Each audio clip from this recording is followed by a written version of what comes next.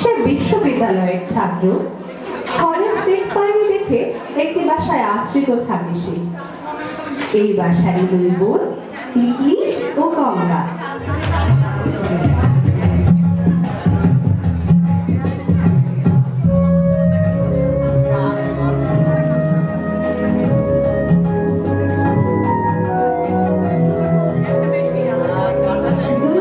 অসম্ভব পছন্দ করে আনিসকে।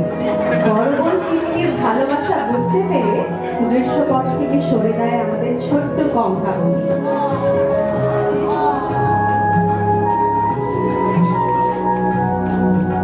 কিন্তু আনিসের চোখ সরে না বইয়ের পাতা থেকে। সে দেখতে পায় না তিতলির চোখের ভালোবাসা। আনিসেরা এরকমই হয় বুঝি।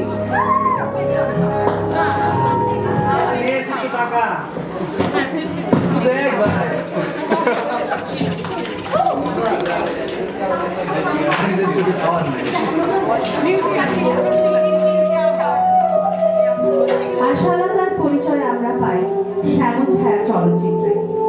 এই আশালতা স্বাধীনতা যুদ্ধকালীন বাংলাদেশের এক প্রত্যন্ত গ্রামের নববিবাহিতা বধূর প্রতিচ্ছবি। ঠিক তার বিয়ের কয়েকদিনের মাথাতেই শুরু হলো স্বাধীনতা যুদ্ধ।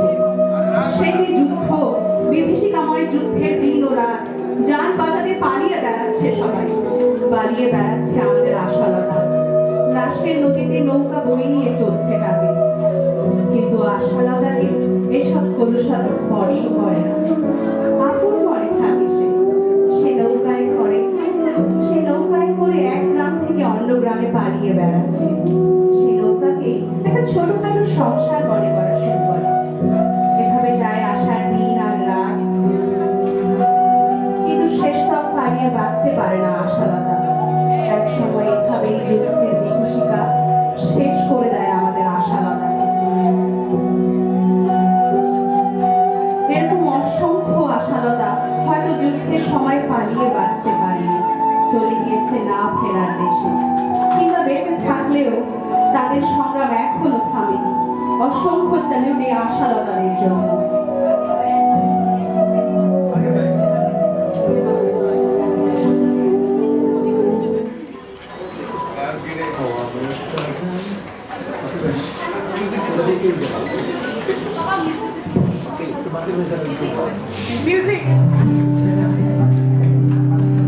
কোটিপতি বাবার ছেলে শুভ্র।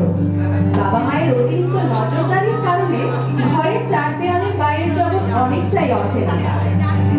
মোটা পাওয়ারের চশমা পরা শুভ্র চশমা ছাড়া কিচ্ছু বন্ধুদের সাথে দারুচিনি দ্বীপে যাবে সে। অনেক ঝামেলা করে বাসা থেকে অনুমতি পাওয়া গিয়েছে। কি মুশকিল! স্টেশনের ভিড়ভাট্টায় শুভ্রর চশমা নিচে করে হারিয়ে গেছে।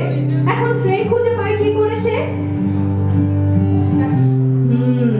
এই সময়টার জন্যই বুঝি জরিকে সৃষ্টি করা হয়েছিল।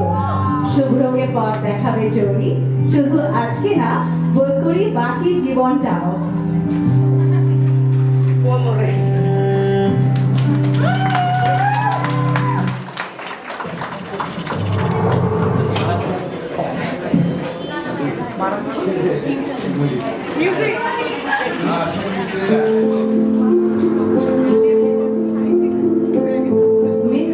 চরিত্রটা অসম্ভব যুক্তির বাইরে এই লোক আর কিচ্ছু জানে না। তার মূল মন্ত্র তর্কে বিরায় বস্তু, বিশ্বাসে বন্ধু। জাগতিক কোন রহস্যই পাত্তা পায় না তার কাছে। আর অসম্ভব যৌক্তিক এই মানুষটার জীবন সঙ্গী হিসেবে আসে এমন একজন যে কিনা সম্পূর্ণ অর্জন।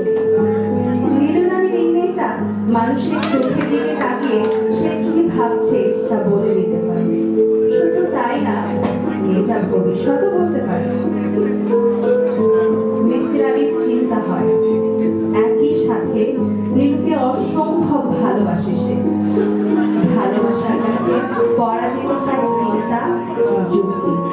মিসির আলীর মনে হয়, বাহ, বেশ তো আছে, এরই নাম বুঝি জীবন।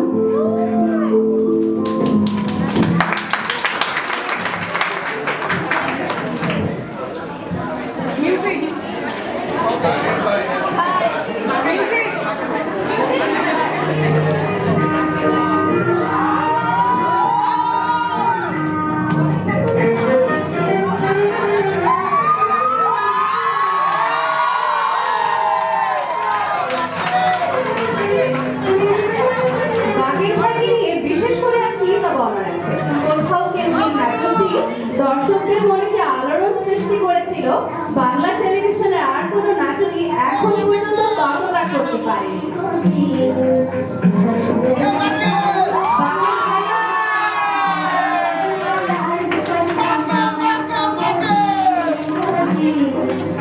বাকের ভাইদের মনেও প্রেম জাগ্রত হয়, তারা মনের প্রতি বিপুল টান অনুভব করে।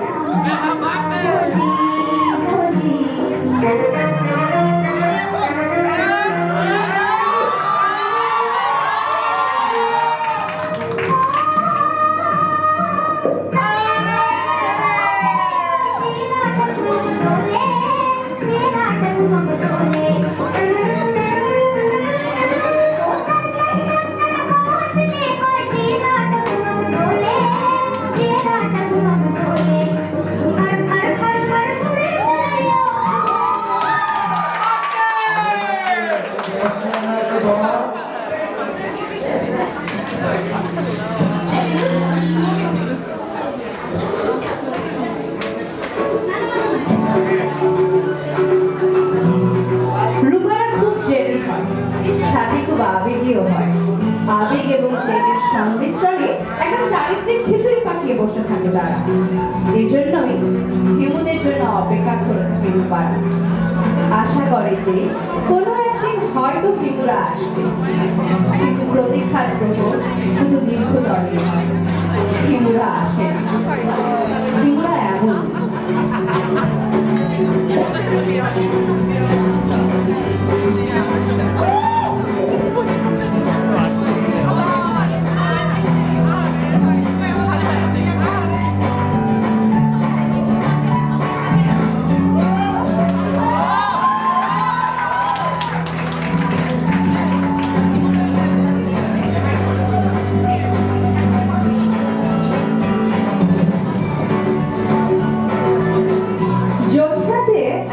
ভয়ঙ্কর রকমের সুন্দর, জোনাকি পোকার যে এত সুন্দর রূপ, বৃষ্টির শব্দে যে এত ছন্দ, মাটির যে এত মোহনীয় সুবাস, তা আপনি বলার আগে অনুভব করি নাই কখনো। শৈশবের মায়াময় স্মৃতির একটা বড় অংশ জুড়ে আছে আপনার এই সব দিন রাত্রি, বহুবিহীন আয়ময়, কোথাও কেউ নেই। কৈশোরে রং ছড়িয়েছিল আপনার হিমু, মেসের আলী আর শুভ্র। আপনার সৃষ্টি দিয়ে কখনো হাসিয়েছেন, কখনো কাঁদিয়েছেন, কখনো বা শুধুই মুগ্ধতা ছড়িয়েছেন। চাঁদনি ফসল রাতে এই পৃথিবী ছেড়ে চলে যেতে চেয়েছিলেন।